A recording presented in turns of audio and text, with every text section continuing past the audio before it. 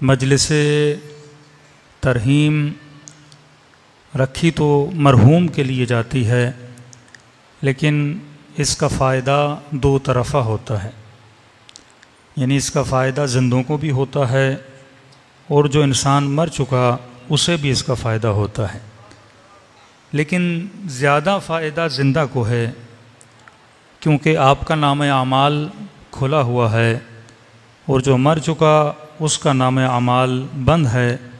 یہ بھی کرم پروردگار عالم ہے کہ خدا مرنے کے بعد بھی اس کی مجلس ایصال ثواب کا جو ثواب ہے وہ اس مرحوم تک پہنچاتا ہے، ورنہ نام اعمال بند ہے۔ اگر نام اعمال بند ہے تو میں مرنے کے بعد نہ نیکی بڑھا سکتا ہوں نہ گھٹا سکتا ہوں۔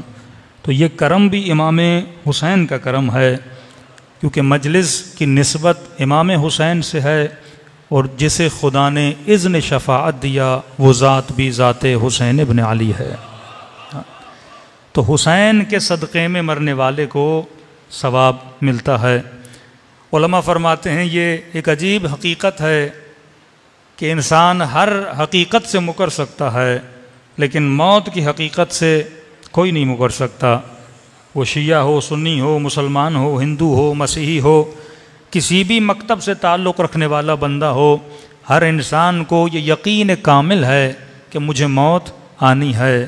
جو لادین بھی ہے اسے بھی یقین کامل ہے کہ مجھے موت آنی ہے، چاہے اس کا کسی مذہب سے، چاہے کسی مکتب سے تعلق نہ ہو، لیکن موت کی حقیقت سے کوئی انکار نہیں کر سکتا۔ اب کہا کہ جو حقیقت اتنی عیاں ہے، جو حقیقت اتنی بارز ہے، جو حقیقت اتنی محکم ہے کہ ہر کسی سے آپ ایک سوال کریں کہ موت آنی ہے، جواب ایک ہی ملے گا کہ موت آنی ہے۔ وہ سوال مسلمان سے کیا جائے یا غیر مسلم سے، سبھی اس بات کا اقرار کرتے ہیں کہ موت آنی ہے۔ پھر فرماتے مقام تعجب یہ ہے کہ جو چیز اتنی واضح ہے لیکن اسی چیز سے انسان سب سے زیادہ غافل بھی رہتا ہے۔ ہم شہوت سے اتنے غافل نہیں، ہم کھانے پینے سے اتنے غافل نہیں، ہم اپنی گاڑیوں سے، مال و منال اور گھروں سے اتنے غافل نہیں، ہم اپنے بچوں سے اور بیوی سے اتنے غافل نہیں جتنا انسان اپنی موت سے غافل ہے۔ دنیا سے بندہ غافل نہیں ہوتا پر موت سے غافل ہو جاتا ہے۔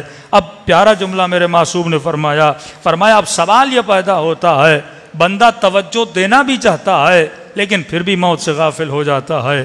رات کو مجلس میں آیا، تھوڑا موت کا ذکر سنا، موت یاد تو آ گئی، لیکن جیسے سویا اور صبح اٹھا پھر موت کو بھول جاتا ہے۔ پھر نماز میں موت کو یاد تو کیا لیکن پھر اپنے کام و کاج میں چلا جاتا ہے، ڈیوٹی اور بزنس میں انوالو ہو جاتا ہے، پھر اپنی موت کو بھول جاتا ہے۔ کسی نے میرے معصوم سے پوچھا کہ مولا اب یہ غفلت میرے ہاتھ میں تو نہیں ہے، میں یاد کرنا تو چاہتا ہوں لیکن چند گھڑیوں تک، چند گھنٹوں تک، چند دنوں تک، لیکن پھر اسی موت کو بھول جاتا ہوں۔ تو معصوم نے فرمایا اس غفلت میں بھی پروردگار عالم نے نعمت رکھی ہوئی ہے، اگر یہ غفلت نہ ہوتی زندگی گزارنا مشکل ہو جاتا۔ فرمایا اب موت کی غفلت تمہارے لیے نعمت بھی ہے اور تمہارے لیے زحمت بھی ہے۔ یہ دوسرا جملہ معصوم کا بڑا عجیب تھا کہ مولا کیسے ممکن ہے ایک چیز رحمت بھی ہو اور زحمت بھی ہو؟ فرمایا نعمت اس اعتبار سے ہے کہ مثلا اگر 24 گھنٹہ کوئی بندہ موت کو یاد کرتا رہے تو زندگی گزارنا اس کے لیے مشکل ہو جائے گی۔ مثلا خدا نہ خواستہ کسی کو ڈاکٹر بول دے کہ آپ کو کینسر ہے اور آپ 6 مہینے میں، 2 مہینے میں، 2 ہفتے میں دنیا سے چلے جائیں گے۔ اب جسے یہ یقین کامل ہو جائے کہ میں 2 ہفتے میں دنیا سے چلا جاؤں گا، اب 5 منٹ کے لیے تصور کریے کیا اس کا دل اپنے کاروبار میں لگے گا؟ کیا اس کے دل اپنے گھر میں لگے گا؟ کیا یہ 5 منٹ ٹی وی پہ بیٹھے گا؟ کیا یہ 4 منٹ اپنے دوستوں کے ساتھ بیٹھے گا؟ یعنی پوری زندگی اس کی ایک کمرے میں بند ہو جائے گی۔ یہ 24 گھنٹہ یا مصلی پر بیٹھے گا یا گریہ کرتا رہے گا یا سننا امیدی میں چلا جائے گا، ارے میں تو دنیا سے جانے والا ہوں۔ تو معصوم فرماتے ہیں اگر خدا اہل دنیا کو، اہل معرفت کی بات نہیں کر رہا، اہل دنیا کو اگر غفلت نہ دیتا یہ کبھی بھی اپنی دنیا کے کاموں میں مشغول نہ ہو پاتے۔ اب کہا مولا پھر وہ کون سی غفلت ہے جو باعث نعمت ہے؟ کہ اگر یہ غفلت تھوڑی دیر تک رہے تو نعمت ہے، لیکن اگر ہمیشہ کے لیے رہے تو زحمت ہے۔ تو اسی غفلت ہمیشگی کو توڑنے کے لیے فرش عزا پر حسین کی مجلس کا بندوبست کیا گیا۔